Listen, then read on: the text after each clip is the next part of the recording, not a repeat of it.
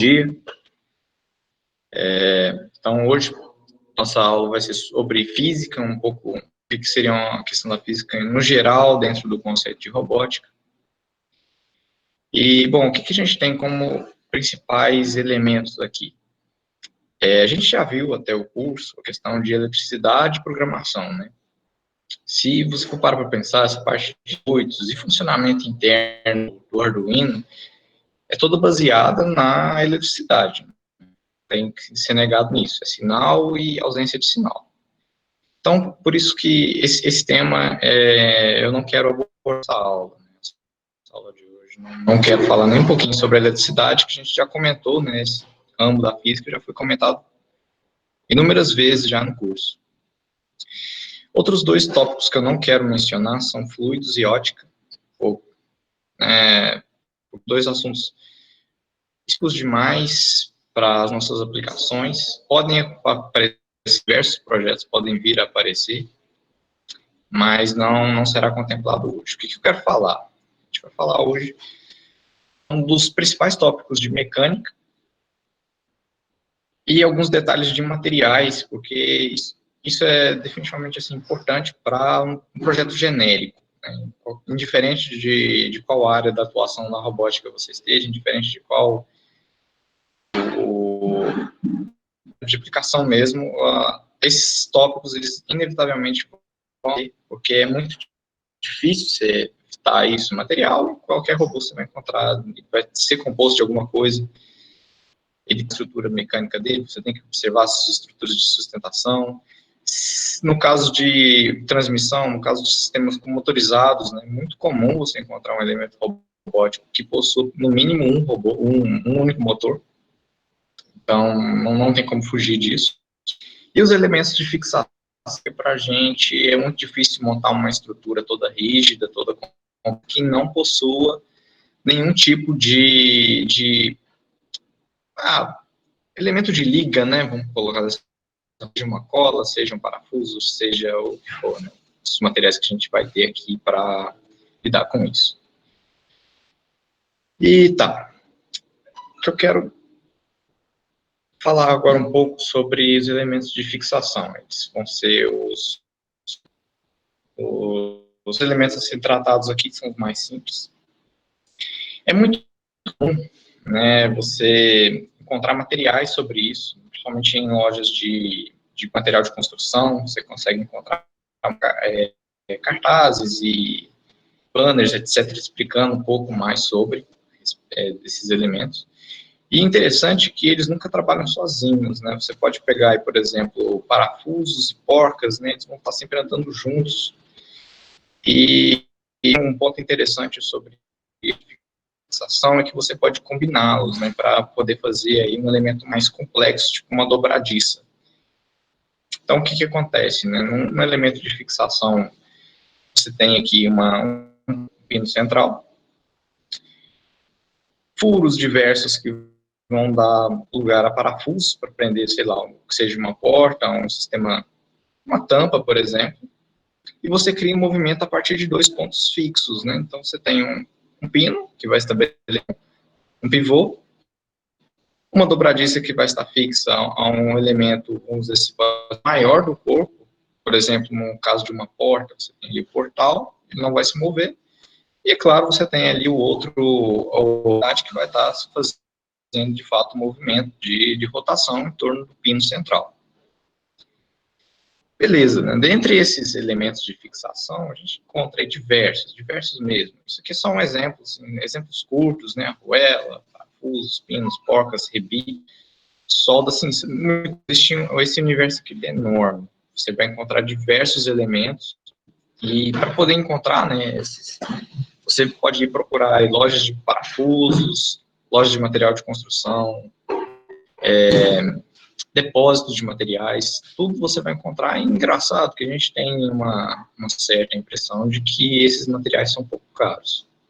E isso não é verdade, não necessariamente. Muitos você encontra na faixa de centavos.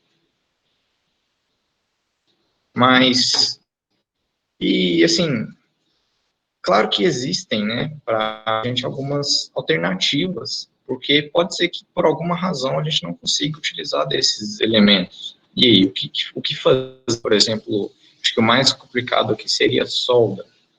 Porque a solda, como que funciona a solda? A solda eletrônica, né, você tem literalmente um ferro, como se fosse um ferro de passar, mas ele esquenta um pouco mais, né, do que o ferro comum, vai derreter um estanho. Esse estanho você faz liga de cabos, por exemplo.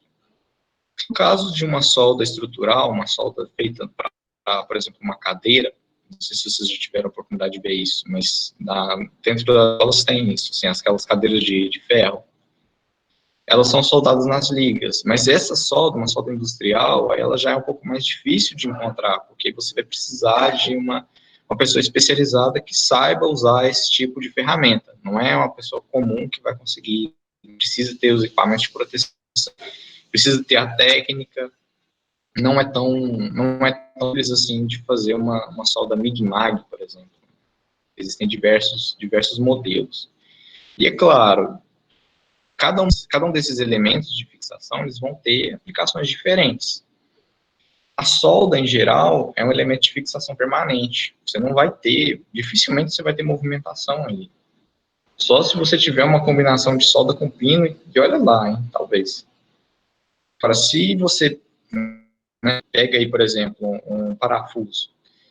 Aqui no caso, né, você tem aqui diversos parafusos atravessados na dobradiça. Você poderia ter diversos. Por que usa sempre mais de um? Por que não usar só dois, só três? Como que a gente define isso? Alguém sabe me falar?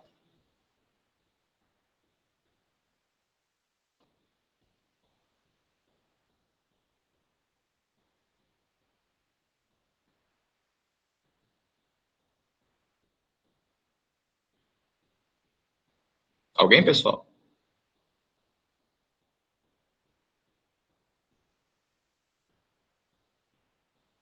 Bom, o que acontece? Nos casos dos elementos de fixação, é necessário fazer sempre um cálculo de força mesmo, um cálculo de perceber se meu parafuso vai romper ou não quando ele for submetido à carga do que for para ele, né? Então, é como se tivesse uma força cortando o parafuso. Então, com isso, você tenta definir a largura do parafuso, o comprimento dele, se ele você vai ter que utilizar mais ou menos parafusos e esse tipo de informação. Pessoal, vocês estão me ouvindo? Alguém faz um salve Eu aí. tô, eu Tranquilo. tô ouvindo. Beleza, tranquilo. Vocês podem me interromper, também estou com o WhatsApp, beleza? Então, esses materiais de fixação móvel permanente, a gente vai ter esses alternativos. Como que funciona? Bom, em geral, eles não são tão recomendados para projetos finais. Em geral, por exemplo, fita adesiva. Fita adesiva dificilmente vai ser um bom elemento de fixação, porque a cola, no geral, ela nem sempre se adere à superfície, porque existem diferentes para cada tipo de material. Então, por exemplo, se você fazer uma cola com elementos de madeira, você vai utilizar um modelo de cola. Se você for utilizar materiais como PVC, outros plásticos, polímeros em geral, existe uma cola própria para colar esses elementos. Por que disso? Porque tem a ver com a química por trás da substância e como que ela vai interagir com o material para poder, de fato, fazer a liga. Agora, se colar madeira com plástico, não vai ficar bom. Isso acontece também na fita. Né? Na fita você também tem esse tipo de problema, principalmente se você for passar fita em madeira. Porque a madeira, ela tem uma tendência a esfarelar. Então, no que ela esfarela, né, vamos dizer assim, acaba que os grãos de madeira, né, as lascas de madeira, acabam ficando presas na fita e a liga mesmo como um todo, ela solta. Então, não é tão bom assim, tão funcional, mas em algumas situações a fita pode ser uma solução fantástica. No caso de aqueles detalhes de fluidos que eu falei que eu não ia mencionar, mas a gente acaba mencionando, não tem como. Eu já tive que participar, a gente tinha que fazer um canhão de pressão. Aconteceu que a gente estava tendo um vazamento de ar, né? E se você tivesse vazamento de ar, você perdia a pressão dentro do canhão e ele não funcionava. Para poder solucionar esse problema, o que né, a gente conseguiu literalmente passar muita fita em torno dos nossos canos, do nosso projeto, e fazer ele de forma que ele não ficasse vazando o ar que a gente estava tentando. Então, isso, né, depende muito, né, de como que você vai estar lidando com o projeto. A questão dos lacres, por exemplo, não sei se vocês provavelmente já viram isso, aqueles lacres de aeroporto, e alguns sistemas usam esses lacres para mala. Eles são interessantes porque eles são muito simples, sabe? É muito fácil atravessar o lacre. Em geral, eles conseguem substituir bem alguns elementos de fixação, como, por exemplo, o parafuso. E se você deixar bem justinho mesmo, ele funciona perfeitamente, seja para prender um motor, seja para prender uma estrutura em outra. Ele é bem interessante. Os lacres são fantásticos, porque eles são baratos e realmente resolvem o nosso problema. O velcro, ele é um material bem interessante, né? A gente utiliza ele muito em roupas, geralmente em bolsos. Você consegue em lojas de couro, lojas de tecido, é muito comum você encontrar. Lojas de botões também tem. Você consegue esse material e, em alguns casos, se for possível, devidamente prender o velcro na estrutura ali, ele até que funciona bem em algumas situações.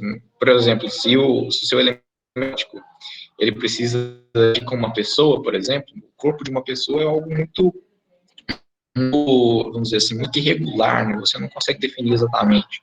Então, vamos supor que fosse o seu robô, ele ficasse dentro de uma mochila, ele ficasse nas costas de uma pessoa. Seria interessante tentar prender com velcro ou até algum cordão para tentar amarrar mesmo. Quando a superfície é muito difícil de controlar, o velcro ele é interessante. As colas, foi o que eu mencionei, né, vai depender muito do material que está sendo utilizado. Depende muito da estrutura em si, o que usamos os materiais. Existem diversos modelos de cola, muitos mesmo. Peço muita atenção, muitas são tóxicas, então não é só sair misturando nas colas que vai dar tudo certo, não. Não faça isso, por favor. Cola, em geral, é necessário conhecer e ter um pouco de noção para saber usar. Algumas super colas aí podem provocar irritações, problemas médicos, é realmente perigoso. A gente não dá devida para como lidar com alimentos, pessoal. É muito importante você buscar isso antes de sair usando. Botões de pressão, assim como o velcro, né, se eles forem possíveis de serem indexados nas suas superfícies, também são fantásticos. Alguma presilha ali naquele momento, aquele ponto, em geral, é uma estrutura assim, relativamente simples, você também encontra em lojas de roupas, de tecido, na verdade. E aí, assim, desses elementos de fixação, né, eu gostaria que vocês me dessem ideia, se vocês conhecem algum outro que não foi citado aqui, que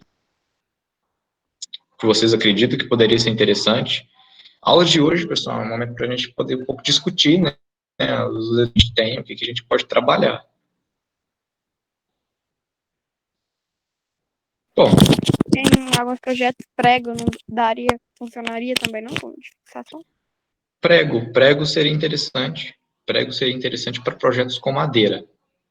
Projetos com madeira funcionam bem. Agora, outros elementos já nem tanto, depende. Porque, por exemplo, num papelão, num plástico, o prego não vai aderir bem. Porque ele precisa, né, que ele seja todo... Se, por exemplo, o elemento for oco por dentro, o prego não funciona. Agora, geralmente você precisa... ou você teria que dobrar a ponta do prego por dentro. Não seria algo muito legal, não. Teria que ser trabalhado. Agora, madeira, prego seria interessante. Ele funciona bem para fazer uma estrutura de por exemplo, você tem um encaixe de duas paredes, né, por exemplo, uma base e uma parede lateral. Você consegue usar prego muito tranquilo. E aí vai depender, né, muito do projeto, de quantos pregos você vai precisar ou não, dependendo da força que o elemento for fazer ali. Geralmente, se o elemento for muito grande, for uma força maior para poder prender a estrutura, vai precisar de vários. Agora, se for apenas uma hora de fechamento, né, vamos supor assim, você tem um robô e aquilo ali seja a capa, né, do seu robô, então talvez não vai precisar porque ele não faz tanto esforço. Aqui, bom dia, tudo bem? Opa. Aqui uma coisa interessante desses materiais alternativos que eu tô vendo agora muito em roupa também, é algumas roupas que vêm com imã. Vem tipo com Imãs. imã.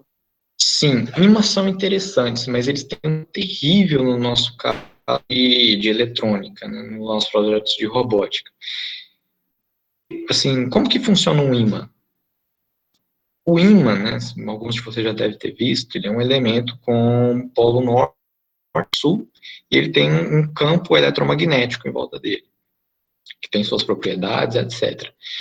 Só que nos nossos casos, os nossos elementos eletrônicos, eles sofrem efeitos de ímãs. Por exemplo, o Arduino, ele pode sofrer efeito do campo do ímã.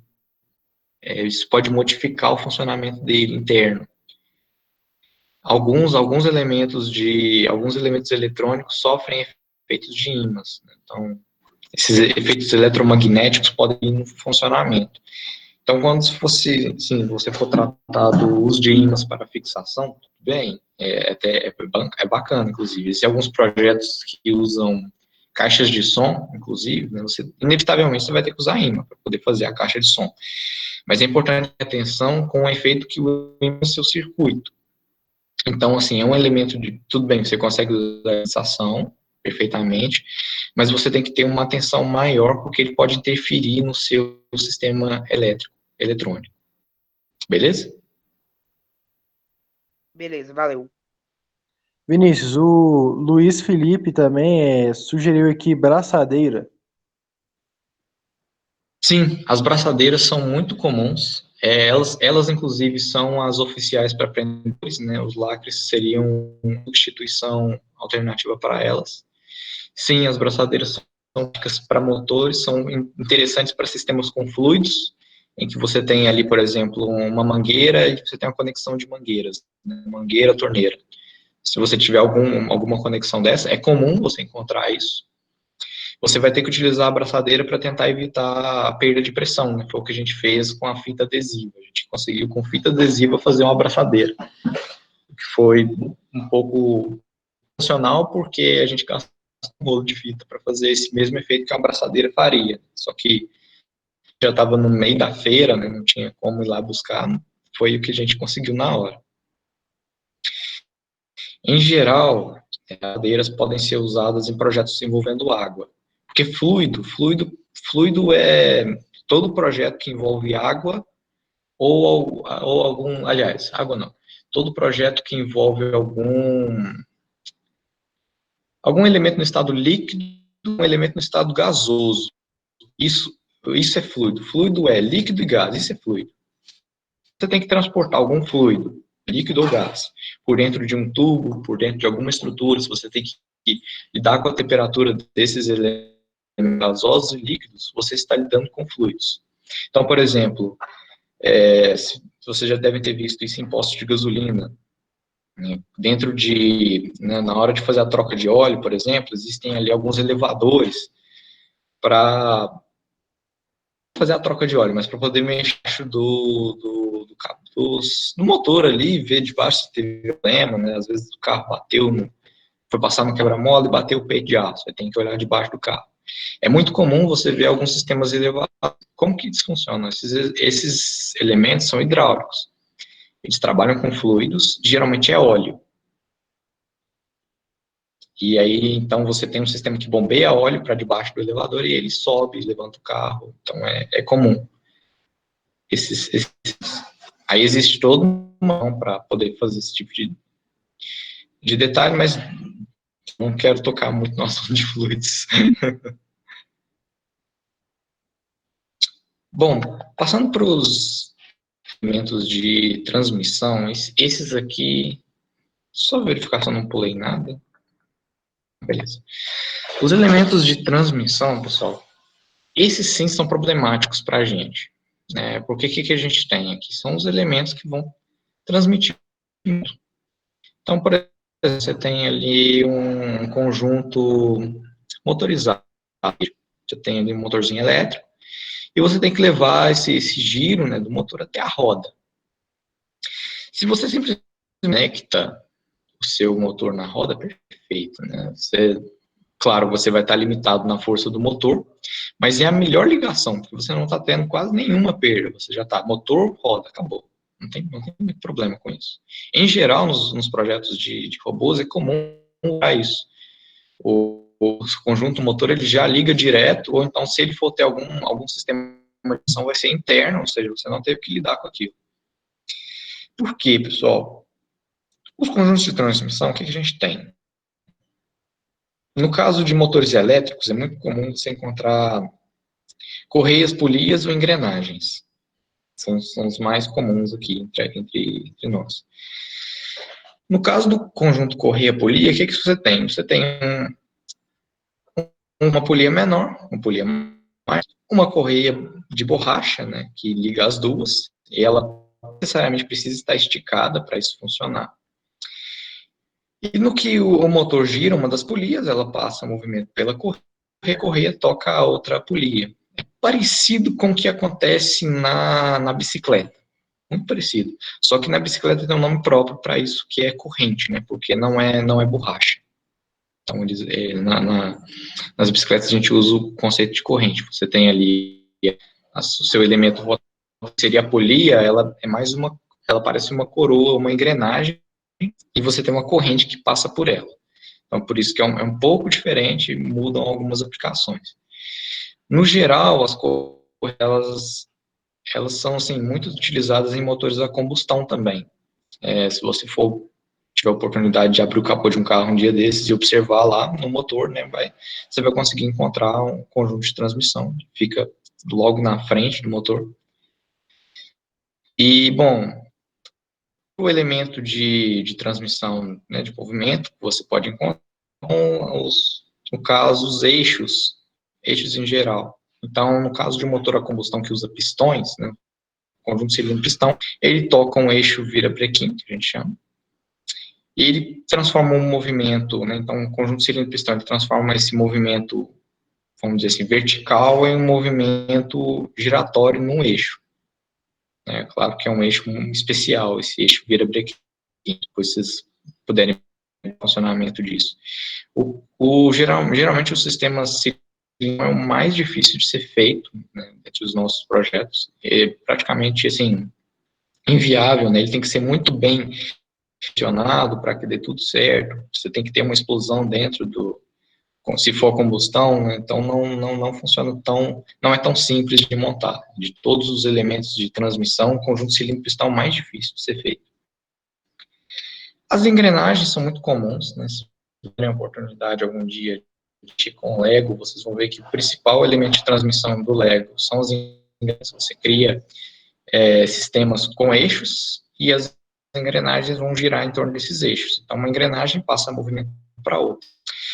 E existe também um acoplamento. O acoplamento de eixos, ele funciona como se você tivesse, por exemplo, imagina que você tem dois eixos, e esses eixos, né, nas suas pontas, nas suas extremidades, eles possuem umas ranhuras. Então, um eixo no outro, ele passa movimento, sempre na mesma direção do eixo anterior, né? Então, é como se eles tivessem uns dentes assim, eles encaixam entre eles, né? Fazendo uma ideia, você tem dois eixos, e eles se encaixam dessa forma, e eles começam a transmissão em um único sentido. No caso das engrenagens, um efeito interessante é que, se você tem uma engrenagem girando em um sentido, ela girando no sentido horário, por exemplo, a engrenagem que ela toca, necessariamente vai girar no sentido anti-horário, contrário. Você sempre tem essa sensação de movimento. E podem acontecer alguns sistemas com engrenagens em que você consegue girar, né, literalmente o eixo, né? Você não precisa ter eles os dois eixos, por exemplo, não precisam ser paralelos, você consegue ter um eixo transversal e um eixo transversais para fazer a transmissão com a engrenagem. Só que, né, aí isso piora, né, mais ainda a construção do elemento, a engrenagem precisa ser especial, aí tem diversos elementos. No final eu vou comentar um material sobre engrenagens, vai ficar um pouco mais interessante. Quero me perder muito nisso aqui agora, não. Desses elementos de transmissão, o que eu acho mais bem aqui, pelo menos nos nossos projetos, são engrenagens, mas definitivamente é muito difícil de você confeccionar uma engrenagem. Já tentei com por exemplo, tampa de garrafa PET, tampa desses elementos de bebidas em geral. Você pode tentar, mas não consegui ter bons resultados. Eu definitivamente não consegui. Realmente, o que eu consegui fazer com engrenagens foi, sei lá, achei algum projeto velho, algum protótipo velho, um brinquedo, mesmo brinquedo desses carrinhos de controle remoto, você encontra. Internamente, eles possuem as suas engrenagens e você pode tentar aproveitar elas. Então, se você tem aí um brinquedo antigo, alguma coisa, é possível os elementos de transmissão. Polias, em geral, e as correias são complicadas de encontrar nesses projetos, assim, esses projetos antigos, ou em brinquedos mesmo, não é comum, mas é possível, sim, pode acontecer de você ter essa oportunidade e ter esse material.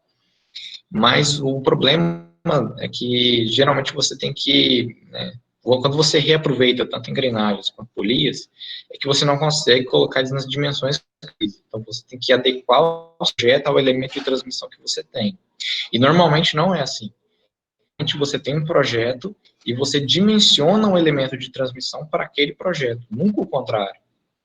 Porque senão fica limitado, né? Vocês têm uma redução ali pronta e você está limitado a ela, né? Isso é um problema, definitivamente é um problema. Pessoal, com relação a esses elementos de transmissão, vocês têm alguma dúvida?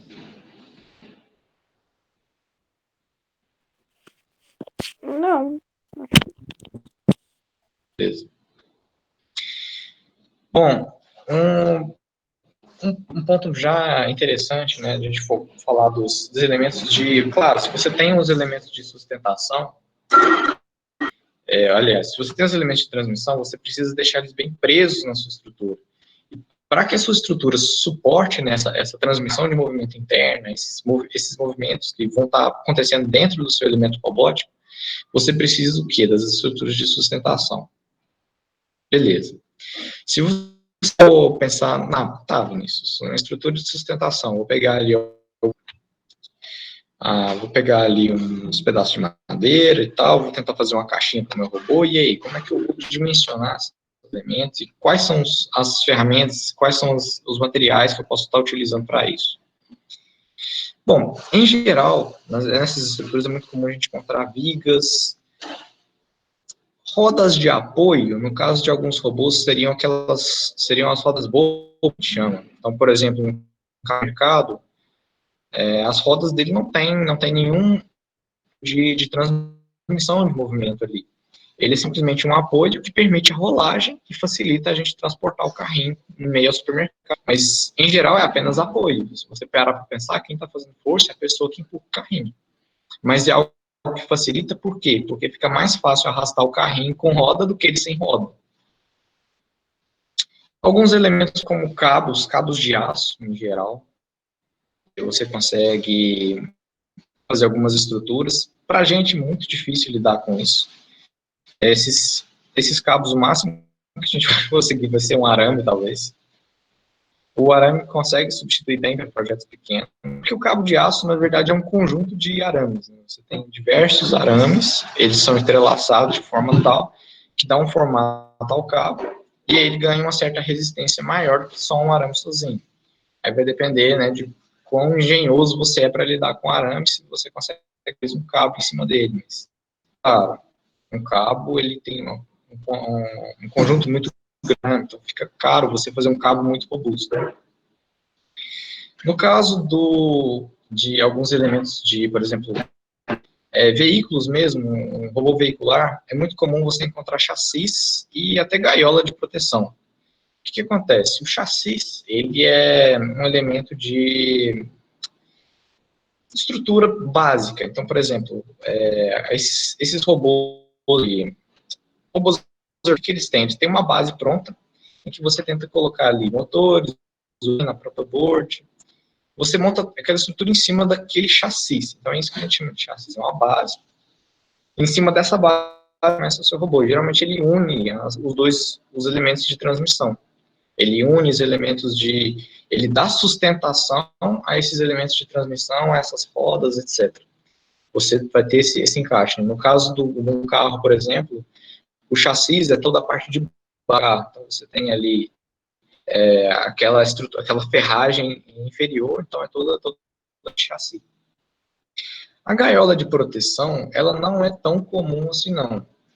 Ela, na verdade, ela é mais utilizada em alguns protótipos que realmente vão estar sujeitos a alguns danos mesmo. Por exemplo, se você está num terreno muito acidentado e eventualmente você vai rolar, bater em pedra, etc. A gaiola para reforçar a estrutura em cima, na parte de cima. Então, gaiola de proteção a parte de cima e chassi a parte de baixo. Em geral, gaiola de proteção é utilizado muito em veículos de corrida. Veículos de corrida usam muito gaiola de proteção para proteger o piloto. Mas no caso em que você não tem piloto, talvez isso não seja problema. Mas você pode ter uma gaiola de proteção, uma roll cage, para proteger os seus elementos eletrônicos. Isso é comum. Em que você está sujeito ali a um terreno muito acidentado e, eventualmente, você vai... como você evitar um rolamento.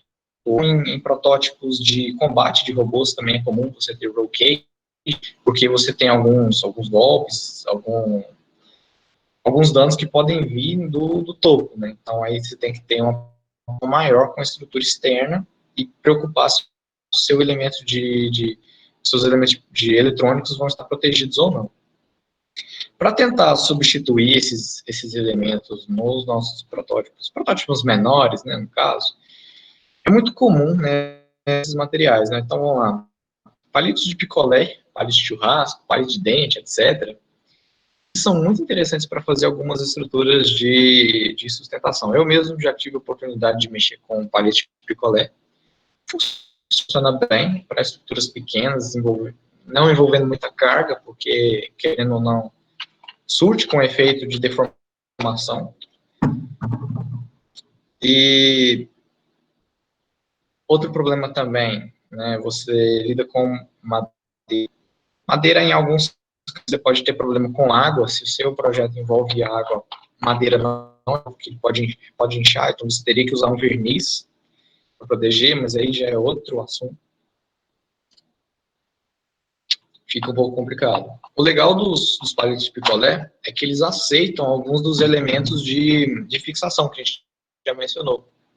Então, por exemplo, num projeto que eu tive que fazer uma roda d'água, eu consegui utilizar parafuso de porca para poder prender palitos entre.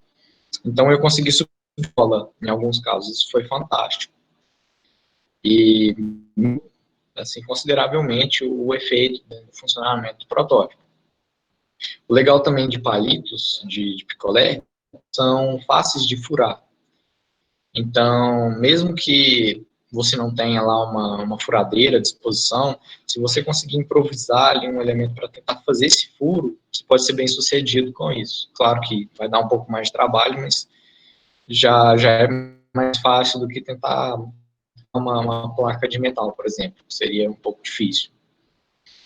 No caso das rodas de apoio, um modelo muito interessante que foi sugerido por alunos dos semestres anteriores são os rolões de desodorante. Realmente eles funcionam muito bem como roda de apoio, porque eles são multidirecionais, então eles não são exatamente uma roda perfeita, né? Você tem aquela direção bem definida. Por exemplo, a roda do carrinho de supermercado, né? Gira num sentido. O rolão não, para todos os lados. E então, assim, fantástico. O rolão é uma solução muito boa mesmo. Realmente funciona muito bem como roda de apoio. E é importante, né, que o giro dele esteja livre para ele funcionar bem. O arame, né, arame é uma estrutura interessante, porque ele funciona também como elemento de fixação. Claro que não é tão bom, ele estaria substituindo aqueles lá.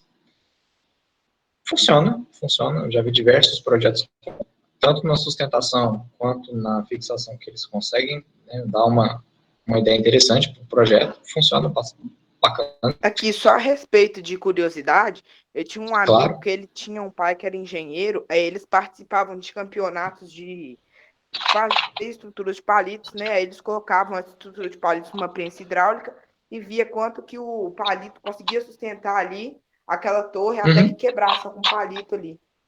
Sim. Inclusive, essa competição é a nível de engenharia também. É por isso das imagens das pontes aqui, é esse paralelo que eu quero fazer. Existe esse torneio, que é o seguinte, é muito comum na engenharia civil. Você tem que montar uma ponte, e a ideia é essa, né? Ver quem consegue suportar a maior quantidade de carga. E impressionante a quantidade de peso, vamos colocar assim, que eles conseguem colocar em cima de uma ponte feita só de palitos. Né? Interessante, porque fizeram todos os cálculos, dimensionaram certinho. Imagino que esse seu amigo aí deve ter feito essas contas nessa ideia, né, de você ter que tentar otimizar o máximo dos palitos para que eles suportem maior quantidade de força. E, assim, engraçado que não necessariamente seja colocar muitos palitos deixa a estrutura mais forte. Isso acaba sendo mentira, né? É muito importante você lidar com a geometria, né, da ponte. É a disposição dos palitos, né? Faz toda a diferença. Isso. A disposição dos palitos faz muita diferença. Se você coloca eles na vertical, tem efeitos, você coloca eles um pouco angulados, você tem outro efeito. Então, é tudo muito bem calculado. Bacana. Com relação, né, a esses elementos de sustentação, né, que a gente for fazer aí um paralelo com chassis, em geral, né, nos nossos projetos, a gente usa muito papelão. Papelão é bacana, se você tiver ali ele dá uma sustentação bacana, se você corta o pedaço que você precisa, né, e consegue, né, o legal do papelão é que, como ele é fácil de cortar e fácil de furar, você consegue passar tudo que você precisa, cabo, você passar as braçadeiras, você consegue prender elas bem para poder segurar um motor, por exemplo, se você for utilizar lacre também. Outro interessante, né, que surgiu aqui nas nossas conversas de projetos, é a questão do uso de CDs. Por incrível que pareça, os CDs, eles conseguem, né, você consegue cortar ele também, é um material que a gente encontra, é muito barato, dá para usar bacana. E, é claro, não poderia faltar aqui, que são as garrafas, né? Garrafas PET, e claro, o isopor também é bacana, se você tiver aí uma estrutura de isopor, para tentar fazer vamos dizer assim, uma proteção superior. Claro que tanto a garrafa PET quanto o isopor não servem para, assim, de máquina, seja uma competição de robô de combate, nem garrafa PET, nem isopor vender, infelizmente não dá. Mas para um protótipo envolvendo uma proteção mínima, que é o elemento os elementos eletrônicos, a garrafa PET ou isopor já vai ser suficiente para evitar de cair sujeira, para evitar do seu elemento eletrônico vir em contato com o chão, já é suficiente para proteger, sim. Pessoal, né, o último tópico, né, desses que a gente tem comentado na aula são materiais. Esse ponto ele é interessante porque, né, a gente tem aí diversos elementos de transmissão e sustentação, mas para definir qual que vai ser melhor para o nosso projeto, é importante a gente entender quais são as propriedades por trás do que a gente está escolhendo. Então, tá, Vinícius, vou montar um robô. O que eu tenho que saber, né, o que vai ser relevante para o meu projeto? Por exemplo, todo e qualquer material que você encontrar, seja isopor, seja papelão, madeira, sei lá, alumínio, por exemplo, cobre, todos eles vão ter diferentes propriedades térmicas, ópticas, elétricas, dureza, tenacidade e densidade. Tá, mas ok, né? Vamos avaliar um de cada vez. Primeiro, as propriedades térmicas. Elas estão relacionadas à dilatação do corpo. Então, por exemplo, se você tem uma variação muito grande de temperatura, o que vai acontecer? Esfria muito, né, a tendência da estrutura, né, das substâncias que envolvem aquele corpo, tender a comprimir. Quando a temperatura esquenta muito, eles tendem a dilatar. É assim que funciona. Então, por exemplo, se você tem uma estrutura que ele vai estar sujeito a grandes variações térmicas, pode ser que talvez esses efeitos de temperatura vão influenciar em deformação da sua estrutura. Então, é importante você estar atento a isso. Propriedades ópticas dos materiais. Bom, o que seria um protótipo interessante, né? Com propriedades, é se aquele material em si, ele reflete ou não a luz, né? Pode ser interessante você lidar com isso, em alguns casos, a gente já mencionou alguns sensores que trabalham com luz, a gente já viu isso.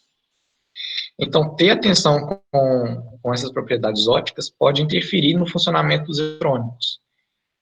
Então, seja relevante ou não usar. Já vi diversos protótipos com espelhos também, em que você tenta projetar a luz de uma maneira a tentar interferir no funcionamento do outro robô. Já vi isso funcionando, mas, né, já não é algo tão comum. Agora, se você for usar os espelhos a seu favor, já é algo mais simples de pensar, né? É que você tenta fazer um sistema complexo de espelhos e reflexão de luz, mas aí, né, quando a gente for trabalhar, né, se a gente trabalha líquidos e gases, em ótica a gente tem que estudar como princípio a luz e seu funcionamento. Propriedades elétricas dos materiais, né? Em geral, a gente já percebeu que, se tratando de eletrônica, a gente tem que conduzir eletricidade, né? Então, claro, a gente tem que utilizar aí metais, então, cobre, alumínio, zinco, etc. A gente utiliza esse tipo de material para poder conduzir eletricidade. Se no nosso projeto é interessante eu ter uma elétrica, é claro que eu vou ter que utilizar um metal. Não tem como eu conduzir eletricidade num papelão, isso não vai funcionar.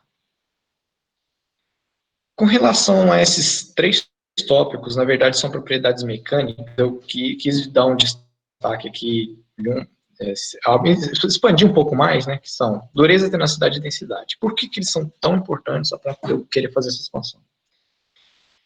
Seguinte, é muito comum a gente ter que lidar com, e a gente geralmente confunde esses termos.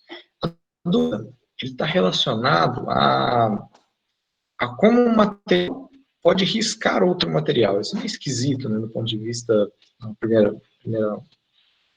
primeira visão que a gente tem, mas, por exemplo, se você pega borracha, a borracha não é um material duro. Quando você pega a borracha e, sei lá, esfrega no chão, no asfalto, o que acontece? Você deixa uma marca de borracha para trás. Ou então o giz e o quadro. Quando você passa o giz no quadro, fica um rastro de giz. O giz tem uma dor que é do quadro negro. Então, o que aconteceu ali? Você tem o seu giz, com o tempo, ele começa a diminuir. Por quê? Porque você está perdendo material ao longo do caminho.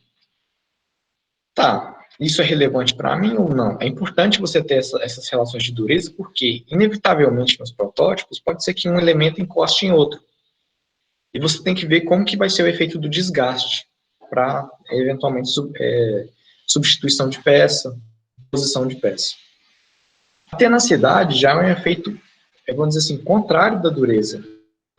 É a resistência do material a impacto mecânico. Então, por exemplo, enquanto a borracha, né, quando você passa ela, solta aquele rastro, então, ou seja, ela não é dura, mas ela até nasce, porque se você pega a sua borracha e joga ela na parede, ela não vai quebrar. Em contrapartida, se você pega por exemplo, um material que pode quebrar, por exemplo, uma bolinha de gude mais dura que uma borracha, mas se você pega a bolinha de gude e joga ela na parede, ela vai espatifar, ela vai virar 1000 pedaços. Então, que, em geral, dureza e tenacidade, eles não necessariamente são inversamente proporcionais, não são. Se eu tenho mais dureza, eu tenho menos tenacidade? Não necessariamente. Mas é muito difícil você ter um elemento que é 100% duro e 100% tenaz. Isso né, não. E um outro elemento mecânico que a gente pode mencionar é a questão da densidade. Densidade é importante, né, se você for fazer os cálculos da sua estrutura de sustentação. Porque você tem que ver quem que, vamos dizer assim, tem um efeito maior da massa.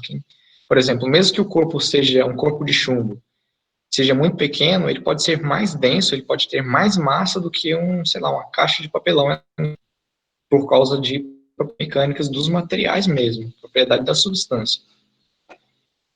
E tá, Vinícius, mas como que eu consigo descobrir as propriedades térmicas dos meus elementos? Como que eu vou fazer esses testes? No caso em geral, como que isso é feito na vida real? Na vida real existem ensaios, existem máquinas que fazem isso. Você tem ensaios de dureza, ensaios de tenacidade, ensaios de o que for, uma outra propriedade mecânica. Você tem diversos testes, existem isso é bem definido em alguns materiais, mas não vou entrar muito nisso. No nosso caso, como a gente não sabe fazer foge um pouco da capacidade, né? Seria um nível muito técnico esses ensaios, você precisa ter uma máquina para fazer isso, né? Não vale a pena. Nos sobra fazer o quê? Testes empíricos, pegar ali, eu tenho um corpo de madeira, tenho um corpo de plástico, tenho um corpo de alguma chapinha, simplesmente testar com o que eu tenho. Não tem como eu ir lá, especificar, pegar os valores, né? Muito difícil de fazer. Infelizmente, a gente não consegue. Um ponto muito importante, né, por isso desse triângulo amarelo com exclamação gigantesca aqui, é se tratando da reciclagem dos materiais. Porque beleza, a gente falou de alguns elementos de sustentação alternativos, a gente falou de, beleza, alguns materiais que a gente pode utilizar, que a gente encontra, mas agora, muito cuidado com isso, porque as pessoas, elas confundem aproveitamento com simplesmente ir lá e revirar lixo de qualquer jeito. Não é assim que é feito a reciclagem correta de um material. Quando você for fazer uma reciclagem de alguma coisa que está sendo descartada, né, como que isso acontece? Primeiro, né, se você for reaproveitar o material, você tenta reaproveitar ele antes dele ir para o lixo. Porque depois que aquele material ele vai para o lixo, fica muito difícil você ter o devido cuidado com aquilo. Então, olha, evita ao máximo. Tem muita gente essa impressão errada, isso, por que parece, ninguém fala. Mas se o material já foi para o lixo, já foi descartado, ele já não está mais entre os elementos presentes, ele já foi embalado, está lá no lixão, por exemplo. Você não vai revirar aquilo, você não sabe se tem caco de vidro, você não sabe se sei lá, algum animal, né, sei lá, mijou naquilo, um rato, por exemplo. Você não tem disso, você vai ter diversas pessoas que trabalham com essa parte de robótica, de reciclagem, e tem tirando lixo, só que sem critério, isso é muito perigoso. É importante que evite fazer isso, né, na verdade. A reciclagem, nos casos, é interessante quando ela acontece antes do descarte, você já sabe que aquele material não será utilizado para o seu antigo fim, né, no caso, e que ele está à sua disposição ali naquele momento. Então, antes de que ele vá para o lixo, né, você já tenta reaproveitar ele antes. Por que disso? Porque você tem toda a questão de cuidado com em que você não sabe se aquele negócio está contaminado ou não, se tem um caco no meio ou não. E também cuidado com o próprio projeto, porque depois que algum elemento foi, né, se perdeu ali dentro de uma sacola, você não sabe qual que é a integridade daquele elemento. E aí? Né, você tinha ali uma bandeja de isopor, né, que guardava presunto, por exemplo. E aí, qual que é a integridade daquela estrutura? Você não sabe. O negócio ali foi para o caminhão de lixo, né, amassou tudo lá dentro. E aí? Sabe se aquilo vai ter a funcionalidade na hora que, pelos seus ensaios anteriores que você fez, você não sabe se ele tem o mesmo comportamento. Por quê? Pode estar danificado. Então é por isso, pessoal, muita atenção com esse tipo com a reciclagem, sim. Tem reciclagem a todo custo, isso é muito perigoso. Por quê? Depois que o material foi descartado, repito, é importante ter todo um preparo técnico para poder recuperar o material que já foi para o lixo. Não é qualquer pessoa que deveria fazer isso. Tudo bem? Vocês entenderam isso que eu falei? Entendi. Tá. Mas agora, o que eu quero comentar, né, já para a metade final da aula, é alguns elementos. Beleza, a gente já falou de diversas estruturas, elementos de fixação, mas como é que eu calculo agora? Como é que eu dimensiono essas coisas? Aí que entra a física, né? A gente tentar entender um pouco da física e a matemática por trás desses elementos. Na física, vocês vão observar diversos elementos. Então, a gente tem movimento retilíneo uniforme, movimentos de algumas leis definidas por diversos autores, aqui eu vou trazer as de Newton. A gente tem a questão das de força, que você tenta avaliar. Existe centro de massa, momento torcedor, flutor, e assim, esse assunto ele é infinito praticamente, é muita coisa. Não tem como assim, Vinícius, eu vou estudar isso aqui e pronto, não é assim. Na física, os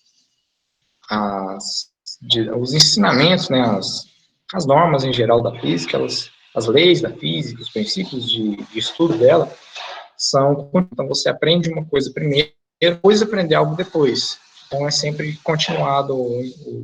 É difícil de você falar, vou estudar só um pedacinho aqui, não funciona dessa forma.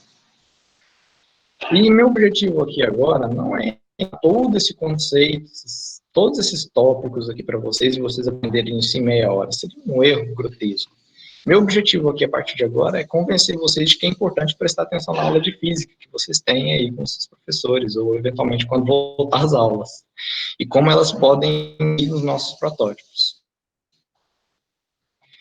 Então, o que eu quero comentar aqui de cara, algumas unidades básicas que, claro, elas vão definir vão descrever todo o universo à nossa volta, a partir dessas unidades aqui que são definidas no sistema internacional. Então, comprimento, tempo, massa, temperatura, carga elétrica, quantidade de matéria, intensidade luminosa, essas aqui, a partir dessas unidades, a gente vai definir todo o resto. Todo o resto ou é multiplicação desses elementos, por exemplo, metro por segundo. Então, você tem alguma associação, uma unidade de comprimento, massa, tempo, massa, etc. E isso vai tentar, de alguma forma, definir algumas estruturas, algumas das nossas unidades, vamos dizer assim, compostas. Então, essas aqui são as unidades básicas que a gente encontra. Interessante observar que temperatura no sistema internacional é dada em Kelvin, porque a gente no Brasil trabalha muito com graus Celsius, mas graus Celsius não foi usado. Por que grau Celsius não foi usado? Né? Porque Kelvin, a temperatura zero Kelvin, o mínimo de movimentação de um átomo, tem toda uma explicação lá. Então, a temperatura é o zero absoluto, definido em Kelvin. Não existe uma temperatura menor do que o zero Kelvin. Então, por isso que foi escolhido, mas aí depende, né? Varia muito da aplicação. Bom, depois que a gente entende um pouco dessas unidades, vamos passar um pouco rapidamente pelo movimento retilíneo. O movimento retilíneo uniforme, você, claro, tem algumas formas, alguns princípios que já foram definidos, já está definido lá nos livros de física. E como que isso é importante para a gente? No caso, existe uma competição que chama Robotracking, em que você tem que percorrer uma zona, um espaço bem grande, um campo de futebol, por exemplo, e você tem que percorrer uma área gigantesca. Então, aqui no caso, como que funciona? O seu robô ele começa no ponto 1, ele tem que, aliás, ele começa no vermelho, ele tem que passar pelo ponto 1, 3. Ele tem que mostrar que ele reconhece nesses pontos, e depois que ele fizer esse trajeto, ele encerra. Alguma coisa nesse sentido. O que é importante aqui? Eu tenho que prestar atenção nas distâncias. Aqui, olha. Eu tenho... Aqui indica as coordenadas x e y, então eu tenho 40 metros em x e 20 em y. Então, 20 em y, 40 em x. Eu tenho que ir lá na frente. Então, a gente poderia pegar aqui esse caminho na diagonal, no ponto 1. Esse trecho todo, se eu conseguir manter uma velocidade constante, né, eu faço. Né, eu posso utilizar dessas formas para tentar atender aí o menor tempo possível, porque o objetivo aqui é que esse trajeto no menor tempo vence. Então, É um momento em que é interessante você ter domínio. Qual velocidade eu posso usar para conseguir atender bem essas estruturas? Coloca no máximo e vai. Não necessariamente, porque uma coisa dessa modalidade track é que o terreno seja acidentado. Então, você não tem controle do gramado, que buraco, pode ter uma lombada, e se você estiver indo a toda velocidade, você pode capotar, inclusive. Então, você precisa ter um pouco de noção dessas questões de distância e velocidade, mas também noções de tamanho e dimensão do seu robô. No movimento circular, uniforme, ele pode aparecer em algumas provas de seguidores de linha. Claro, você vai ter também a atividade retilínea, né, movimento em algumas retas, mas você também tem curvas.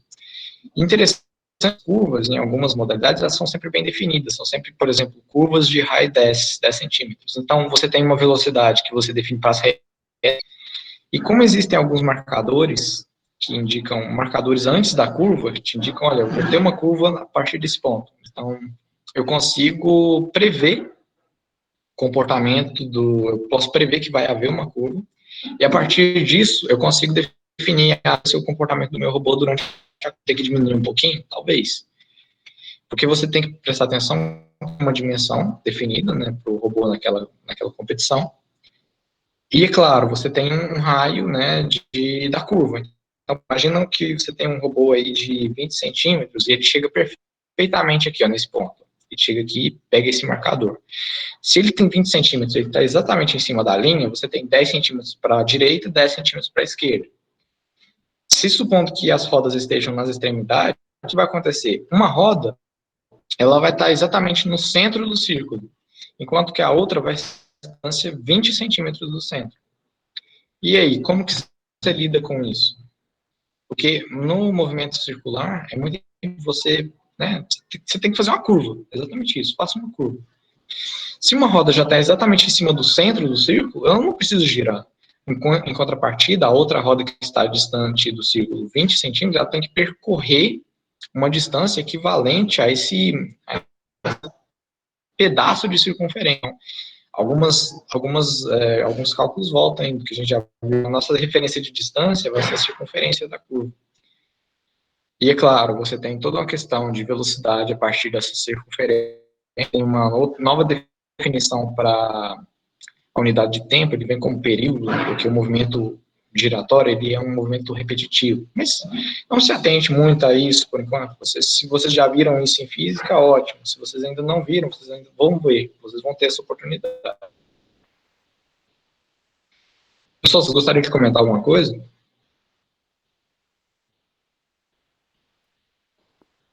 Não, estou entendendo. Tá bem de boa, então.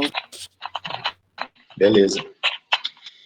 As leis de Newton, né, que seriam daria continuidade aqui nesse assunto, né, depois de movimentos a gente vê leis de Newton geralmente. Existem três principais, né, definições. Então, lei da inércia, que ela vai fazer o quê? Né? A inércia, ela define que um corpo em movimento, ele mantém esse movimento, ele tende a manter esse movimento. Então, isso é importante para a gente em projetos que envolvem corrida em geral. E, é claro, se um corpo está em repouso, ele tende a manter o repouso. Então, essa foi a lei da inércia. Um corpo em movimento tende a manter o movimento. Claro, em linha reta, o movimento de o movimento forçado. Então, ele não é a lei da inércia, é só movimento em linha reta. Então, um corpo em movimento tende a manter, e um corpo em repouso tende a manter o repouso. A segunda lei eu vou comentá-la por último, que ela é a mais elaborada das três. A terceira lei, que é a lei da ação e reação, ela é o seguinte, né, se um corpo qualquer, corpo A, ele faz uma força sobre o corpo B, vai ocorrer uma reação do B sobre o corpo A. Então, por exemplo, quando está em cima ele está numa cadeira, por exemplo, a força do peso sobre a cadeira provoca uma reação da cadeira em cima do meu corpo. Isso é meio esquisito, tá? É meio estranho, mas se torna um pouco mais natural com o tempo. Porque o que acontece? A tendência, né, é que o objeto entre em equilíbrio. Então, quando ele tenta buscar esse equilíbrio, ou seja, ao somar as forças ser nulo, então, para que você esteja parado, então, o corpo em repouso, para que você esteja parado, para obedecer a primeira lei, é necessário ter ausência de força ou somatório de forças igual a zero, para que eu continue parado. Então, se eu estou parado, sentado em cima de uma cadeira, mas eu tenho uma força-peso necessariamente exercendo em cima da cadeira, para que isso faça sentido, eu preciso ter uma força, uma contrapartida da cadeira sobre o meu corpo. Né? Isso é uma consequência da primeira lei. É estranho de entender, mas isso vai ficando mais claro com o tempo. Sim, entendi. Eu acho que eu aprendi isso na escola. Sim, vocês já devem ter visto isso na escola. E, é claro, a segunda lei, né, que ela define o somatório das forças como sendo um produto entre massa e aceleração. Se a gente for parar para pensar, a aceleração ela é dada em metro por segundo ao quadrado. E a massa é quilograma. A gente tem a força, né, definida Newton, a gente tem aquela unidade Newton também, mas, na verdade, é uma composição de quilograma, metro por segundo ao quadrado. É uma coisa bem maluca, se eu vou parar para pensar. Mas aí é isso que a lei define, né? Então, você tem que a aceleração adquirida por um corpo com massa é proporcional ao somatório das forças que estão ali em cima daquele corpo, o somatório da força resultante em cima do corpo. É tipo, sei lá, empurrar um carrinho do supermercado, assim, empurra forte, tipo, sai andando. Isso, exatamente. E possa ter esse movimento, é importante que ele tenha massa. Né? Não faria sentido ele não ter massa. E, bom, para lidar com esses detalhes das forças, né, de Newton, é muito comum a gente utilizar diagramas de forças, em que você tenta entender, né, porque as forças, elas são grandezas vetoriais. O que é isso? Elas possuem um módulo, um valor, né, um valor absoluto. Então, se você faz muita força para empurrar um carrinho ou uma quantidade, você consegue controlar isso. Você pode não colocar o valor, mas você sabe que dá para fazer uma diferença entre empurrar com boa vontade e empurrar de mais ou menos. Tem como você definir esse módulo. Ela tem um sentido, porque você consegue empurrar um carrinho para trás. Você consegue fazer isso, você tem essa, vamos supor assim, você tem uma noção do que é frente e o que é o sentido contrário. E ela tem uma direção, porque você, por exemplo, você poderia aplicar força de uma maneira, sei lá, você aplica a diagonal no carrinho, por quê? Se você, uma parte da força que está sendo aplicada que não é favorável às rodas, ela não vai ter efeito, porque as rodas não vão favorecer aquele movimento. Parte da força, né, nesse caso, nesse exemplo, é perdida. Mas isso é importante porque a direção ela pode importar nos projetos. E você tem elementos que conseguem modificar a direção, né, das forças, né, no caso são as roldanas. Roldanas e polias conseguem fazer isso através de cabos. Aí você consegue modificação. No caso que a gente tem um elemento com blocos, né, muito comum esse tipo de exercício. Então você tem que fazer literalmente somatórios em cima desses elementos e dependendo ali no caso fala, né, o sistema é em movimento ao soltar os blocos. Então assim, então aqui a gente tem um momento congelado, né, da imagem, mas assim que eu soltar o bloco M2 ali, o M1, soltar eles ao mesmo tempo, passar, contar o tempo, esse conjunto vai ser arrastado. Então isso você consegue definir um sistema de equações. Você cria, né, as observações físicas, o que é igual ao que, e tenta encontrar uma propriedade que esteja faltando, algo que seja importante encontrar. Geralmente, por exemplo, a tração no fio, poderia ser a massa de um dos elementos, o peso dele, etc. Mas é claro, para isso você precisaria ter conhecimento das outras forças, de alguma outra informação. No caso da gravidade, nos nossos projetos, ela geralmente está tendo como 9,8 metros por segundo quadrado. E agora, pessoal, um tópico que eu quero comentar para a gente caminhar da aula, que é a questão de centro de massa. Né? O que é o centro de massa? centro de massa no projeto robótico, ele está relacionado com a posição. Se eu fosse pegar o meu projeto inteiro, né, por exemplo, esse carrinho aqui, se eu tivesse feito esse carrinho ou esse outro, quisesse falar que em ponto eu consigo explicar toda a física desse carrinho, ponto que resume meu veículo inteiro, é onde seria esse ponto de encontro, né, onde toda a massa pode ser resumida a uma partícula, uma única partícula. Então, a gente tenta encontrar esse ponto, por que disso?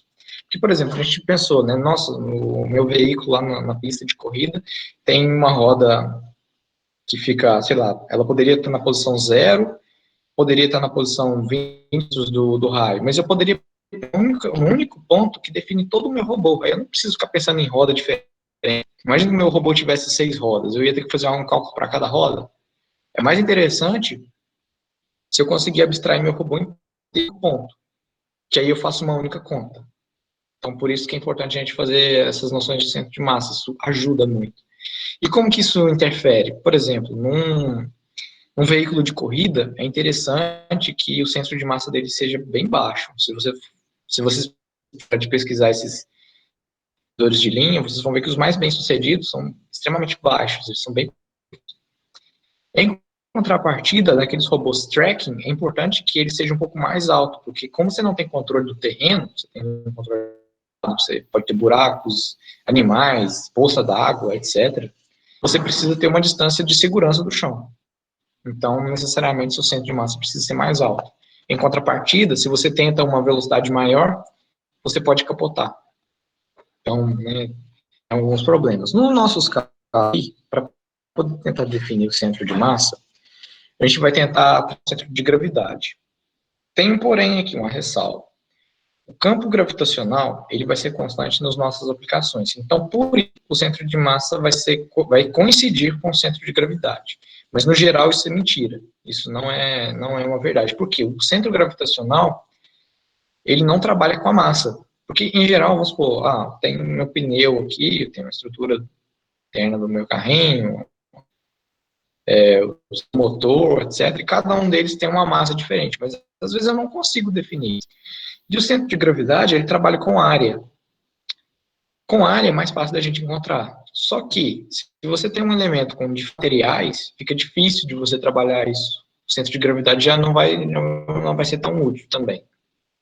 Agora, se tem um corpo, que ele é bem comportado, ele não tem uma variação, tem uma distribuição uniforme de massa, e você consegue definir bem as condições da área dele, é mais fácil o centro de gravidade ter uma aproximação boa do centro de massa do que você encontrar o centro de massa pelas massas do elemento. Às vezes não dá. Às vezes esses elementos são indivisíveis, por exemplo. Você não conseguiria fazer a conta. Então, se você for observar, né, o cálculo do centro de massa e o centro de gravidade são bem parecidos. Dois somatórios que envolvem os eixos, né, que estão sendo observados, né, então o eixo X, no caso aqui. E, é claro, as massas sendo substituídas pela área do elemento. Embaixo você tem... O que é isso? Na verdade, é uma média ponderada.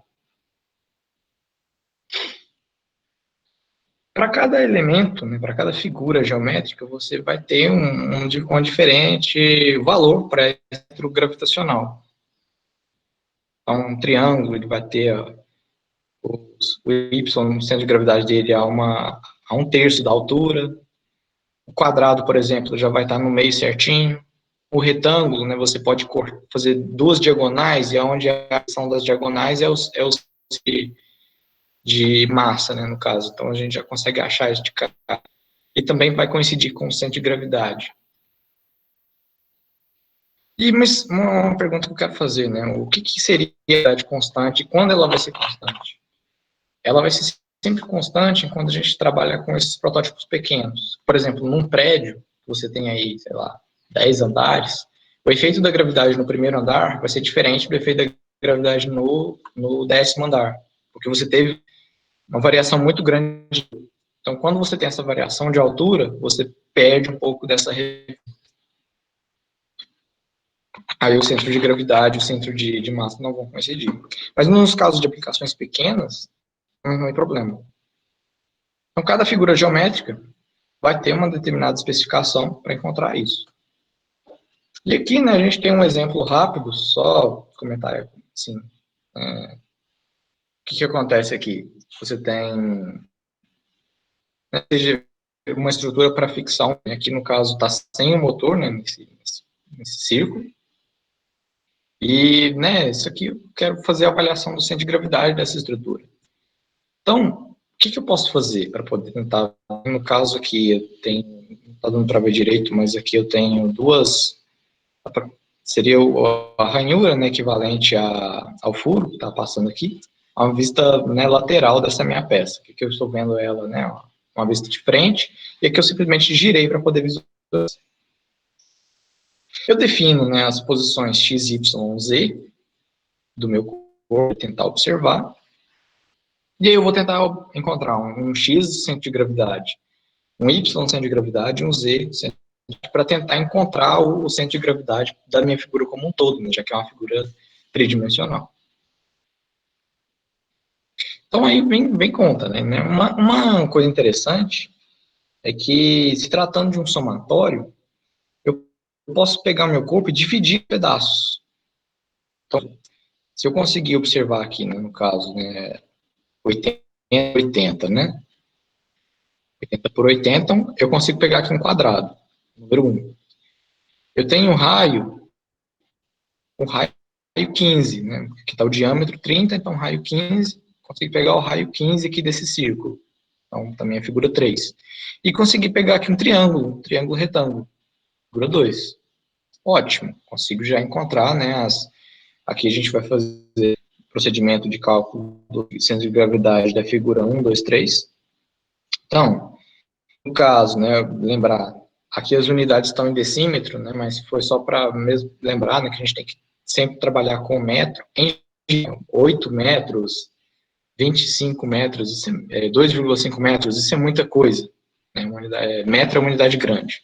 Em geral, isso aqui é só para as contas ficarem redondinhas mesmo.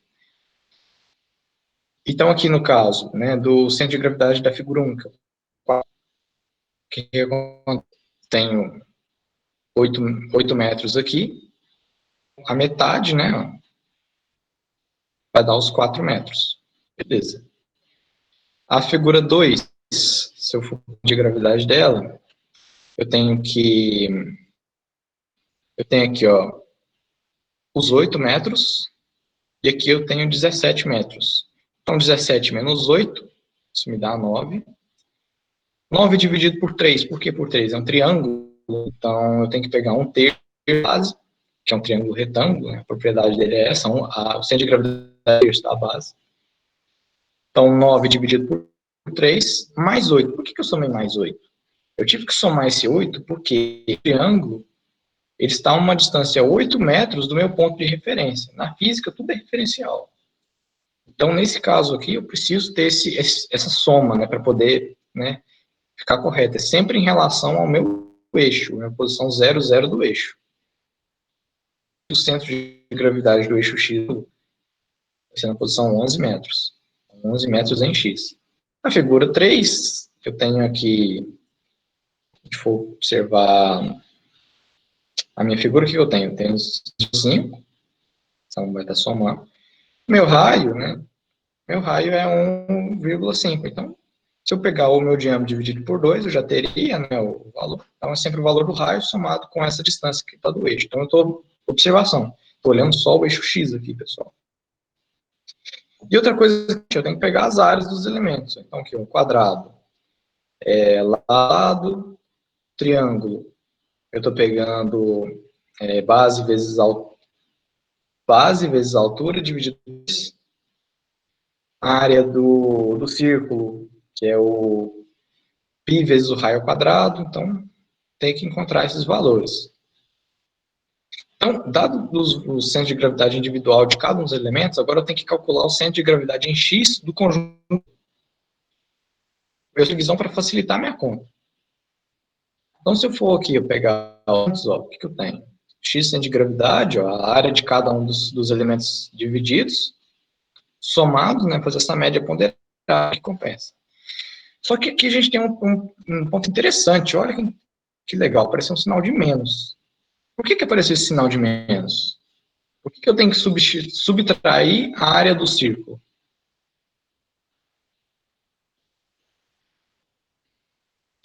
Eu preciso subtrair o círculo porque ele, na verdade, é uma área que está me com uma negativa. Porque quando eu considerei a área do quadrado já pega o círculo. Então, na verdade, para eu poder pegar o círculo mesmo, para poder considerar esse furo, eu tenho que subtrair, eu tenho que tirar essa informação. Então, se você for pegar a área desse elemento inteiro, né, vamos supor, a área do conjunto 1, 2, 3, ela corresponde à soma das áreas de 1, 2, menos a de 3, para dar em vermelho. Então, é por isso que esse termo entra subtraindo, porque é um furo, uma região que não possui material. Então, fazendo as contas, você encontra aqui um centro de gravidade. Aqui, no caso, né, a gente passando para outra visão. Aqui agora eu quero definir o ponto Z. Olha que interessante que vai acontecer. Eu tenho aqui os retângulos 4, 5, 6. Tudo bem que esse furo ele é em formato de um cilindro, né? Mas como eu estou na visão que eu tenho, ele, para mim, é como um retângulo. Então, não tem problema. Eu posso tratar ele dessa forma. Se eu for parar para pensar, eu tenho o quê? 2 metros. Sempre, como se tratando de um retângulo, é a metade, né, da base, para procurando. Então, 2 por 2 vai dar 1, vai dar 1, vai dar 1. Para cada uma das 3 figuras. Beleza. E a área de cada um deles, 5, 6 e 5. Só que agora vai acontecer um efeito muito interessante. Que, assim, se você bate o olho, você já imagina, olha, o Z centro de gravidade 4, 5, 6, que é o ponto, vai dar bem no meio. E vamos ver se é isso que vai acontecer? Se você for pegar e fazer a conta, né, substituindo os valores de área e de centro de gravidade de cada uma das figuras, fizer a conta, olha, a gente deu o valor 1 que a gente já esperava. Então, eu não precisava ter feito essa conta. Ela realmente, o valor, né, ela já coincide. Lembrando que a figura 5, ela precisa ser subtraída, porque ela também é um espaço vazio.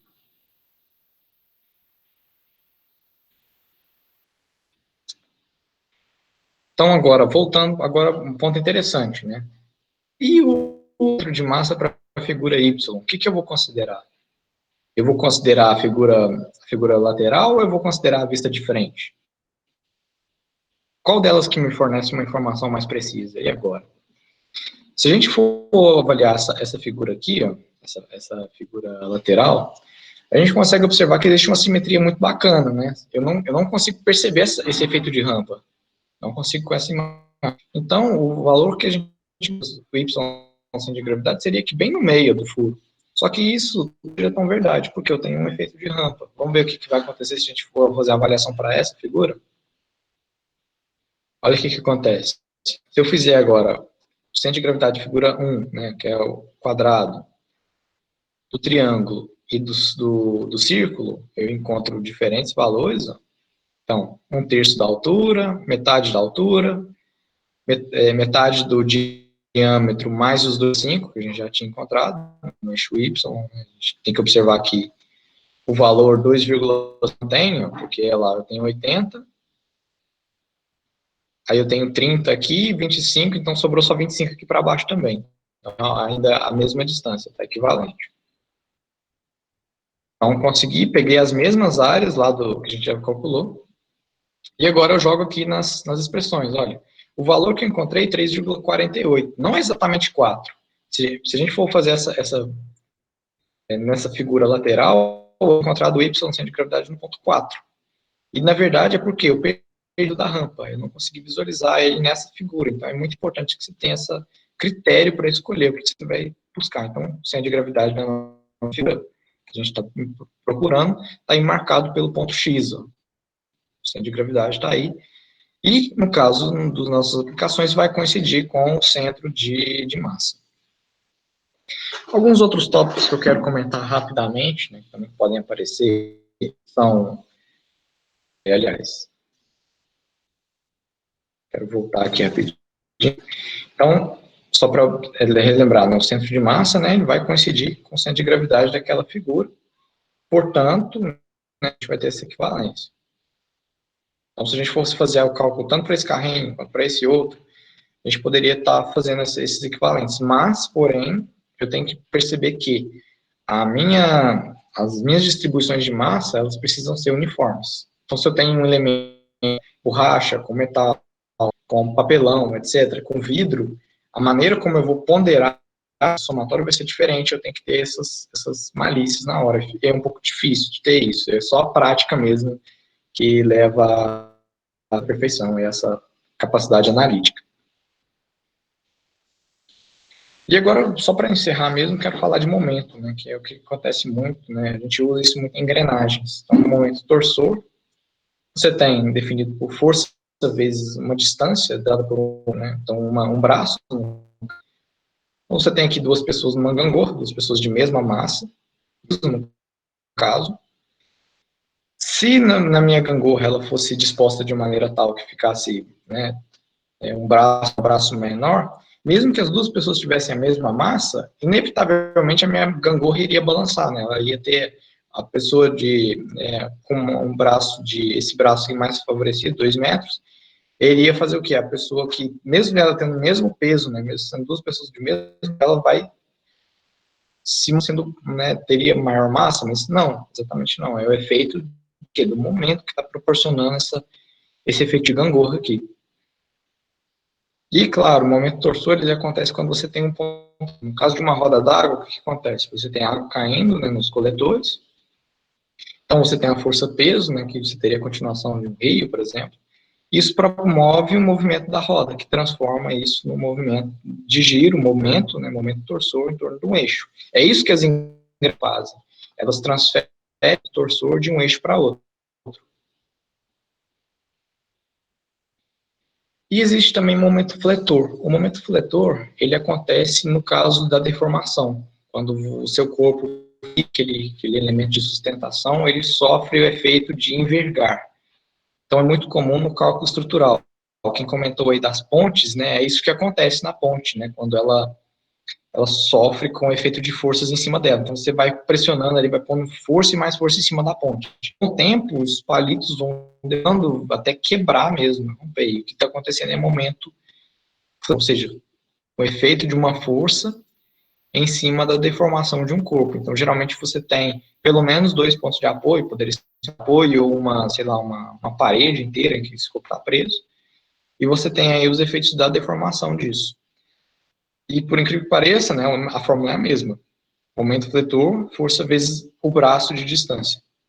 Então, força em Newton e a distância em metros. Pessoal, aqui eu também deixei algumas referências de materiais que eu usei. Em geral, a maioria das coisas eu tirei de material de volume de física, né, um livro de física do ensino. Tem alguns elementos aqui esses elementos de máquina, elementos de transmissão, são materiais técnicos. Telecurso 2000 também, Telecurso 2000, tudo material já foi utilizado técnico. Você vê nisso, Telecurso 2000, esse negócio é mais velho que a serra.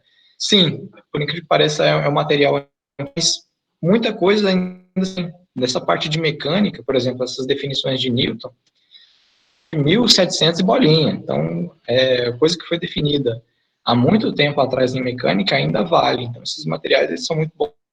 Então, eles já tem aí um conjunto mais completo desses elementos e, eventualmente, o que acontece? Num projeto, para você tentar fazer ele bem, você tem que buscar e tentar entender melhor como que aquele elemento de transmissão, elemento de fixação, de sustentação, etc., como funciona. Então, é interessante, esses materiais, eles são muito bem completos e acaba que a gente encontra aí na internet. Então, eu vou usar esse material para vocês poderem ter acesso. Beleza, pessoal? Então, a aula de hoje, hoje foi um pouco extensa, a gente estourou o tempo em 10 minutos. Mas vocês têm alguma dúvida, alguma coisa que vocês gostariam de comentar? Eu fiquei sem dúvida. A minha aula foi boa. Pode falar. Voltar em alguma parte, algum slide que vocês gostariam que voltasse. Eu não estou acompanhando, quem puder me atualizar aí do chat. O Davi Fernando acabou de falar que tá tranquilo. Tranquilo? Então, assim, essa parte de dimensionamento mecânico mesmo é algo que exige um estudo, né, definido pelo projeto. O que o seu projeto tem e o que você precisa estudar. Se você vai trabalhar com água, você precisa entender um pouco de fluido. Se você vai com luz, entenda um pouco de ótica. Se é importante entender essas partes de mecânica em que você tem, o meu terreno é muito acidentado, talvez entender o centro de massa do seu robô seja muito importante. O meu robô ele vai andar num terreno liso, então manda o centro de massa o mais baixo possível para você poder ganhar velocidade. Então, esses tópicos, eles vão estar todos entrelaçados, é interessante que isso sempre aparece. E existem diversos né, assuntos sobre isso, vocês encontram muita coisa, né, em livro, em muito material bom na internet está disponível. É importante ter um pouco de cuidado para fazer esse tipo de estudo, tem muita coisa já disponível. Beleza, pessoal? Beleza. Bom, então, no mais é isso. Muito obrigado aí pela participação na aula de hoje. E, bom, encerrando mais uma aula aí do Enxurrada de Bits, pessoal.